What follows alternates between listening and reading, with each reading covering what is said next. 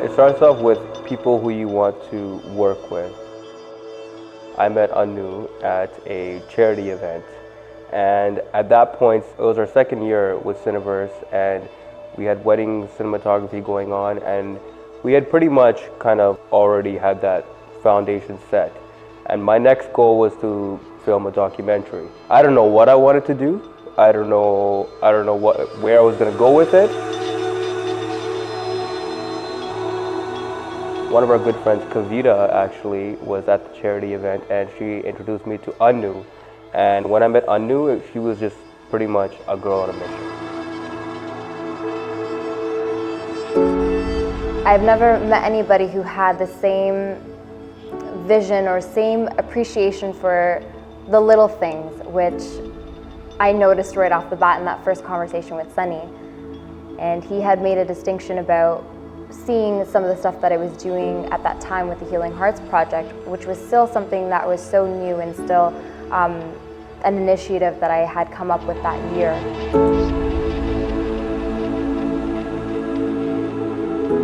When I had come back from my trip from the first time, I had connected with another yoga apparel based company who was doing these yoga classes at High Park in Toronto over the summer. And so when I had shared with them the work that I was doing, because I was putting it up on social media and just, you know, sharing with everybody the trip that I was having and what these boys had taught me, they actually reached out to me and asked if I wanted to collaborate.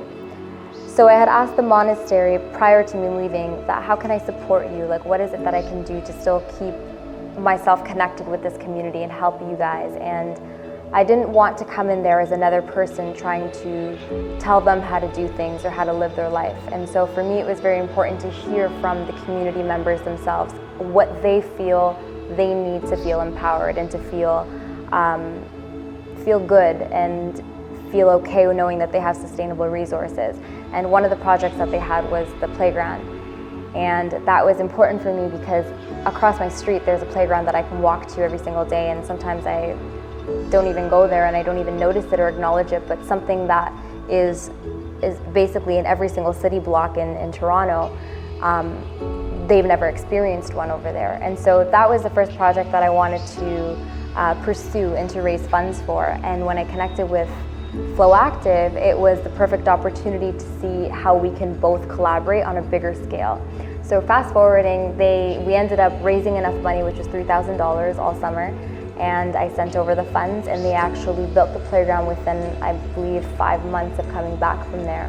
And it was amazing because it's like a historical moment that you see these children light up on a space that wasn't there previously, but you were, like, my classroom was right outside of that room where they were playing. And so I was very proud of it, and I had trips planned for the next following months, which was in February, to go up and see the playground, to see what we created.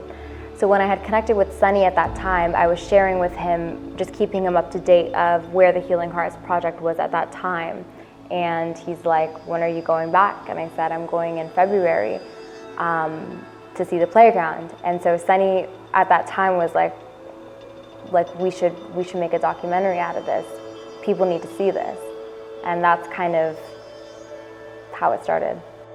This was the first time I was making a documentary by myself. So I had no crew, I had no sound production, I had no grip, I had no DOP, I had no one to take care of lighting. I've been filming for 10 years, and there's a lot of things that I've learned to just kind of do by myself.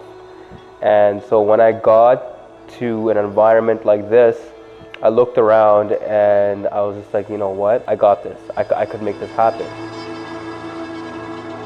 Everybody that was with me in this trip, which was just Sunny and my sister, was there for the same purpose that I was there for, which was to see Himachal and to see what it is, the essence of what it is that I'm talking about, and to experience it themselves. So while we were going up, I remember that it wasn't so familiar for me while we were driving and stuff and looking around in the scenery, because to me, the way that I had gotten there the first time I went, it was so flawless. Like I went to Dharamshala, I flew in there, and then it was like a 3-hour drive up. And so I didn't counter that fact in that I actually flew there And our taxi driver had made it seem like it was just going to be a 7-hour drive up to the city, which actually turned out to be a 24-hour drive. So while we're going up these mountains in a completely different way that I've never seen before, it's starting to get late, we haven't ate anything. I know my sister gets motion sickness. It was just everything that was happening. We were driving, we were twisting, we were turning. It's dark outside at this point. The driver's been driving for like 21 hours now. We're hot. You know, we have to turn to the side of the road, have like lights on if you want to go and, you know, use the bathroom or something. You're in the middle of nowhere. And our phones are all dying. People are sleepy. And I remember there was this one moment where we were supposed to take this path up and there was a landslide. So it was at that moment where I kind of felt like, wow, I feel like we'll never get there. And I broke down and I was crying, and Sunny actually had his battery from his drone. And I remember he was using that to help navigate Google Maps, like thank God for that, to like help us get there. So it was just unbelievable. Like I couldn't believe what was happening, but there was this one moment where it truly felt like a movie at that time. Me, him, and the taxi driver sitting in the front, while everybody else was knocked out in the back, including Ben, our friend. And yeah, we were on our way, like we were committed, we were together, and we were just like, we're here to get to that destination together. There's a lot of things that I didn't kind of think about when we got there. One was the electricity, the power. There was no heat. There was no Wi-Fi. The power kept going on and off, which made it very difficult for me to charge our batteries, organize all our equipment.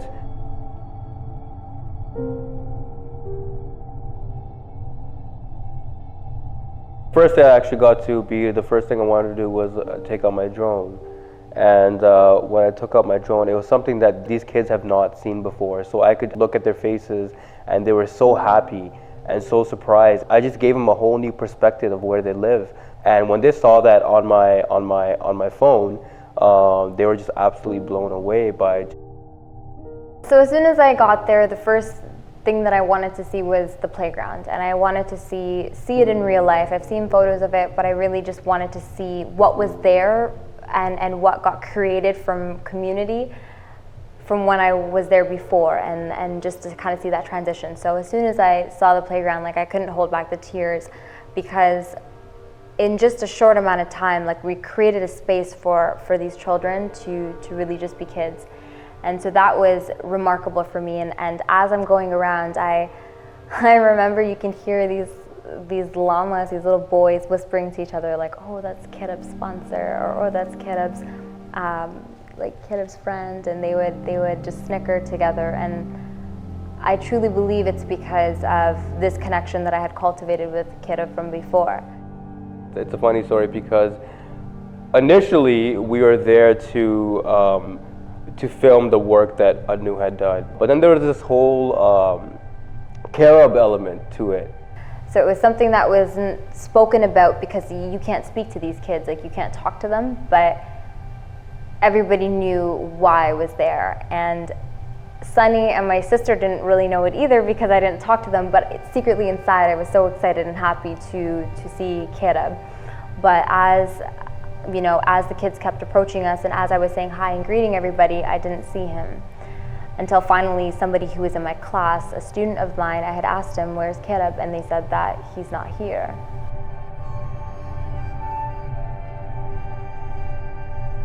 I can't even tell you the connection between Kedub and Anu because it's so strong. Words can't describe it. So there was that connection, there was that element to that story which was missing overall, right, in Himachal. That was just devastating to me because I felt like that joy and that happiness, not that it was taken away from me, but it was more concerning, like, well, where is he now? And I had found out that there was an earthquake back in his home country, which was devastating. We've all heard of it before. And he got sent back there to be with his family. At this point, I was more like, you know what? I'm just gonna shoot everything and then figure it out after, because there are so many new surprises coming up every single day.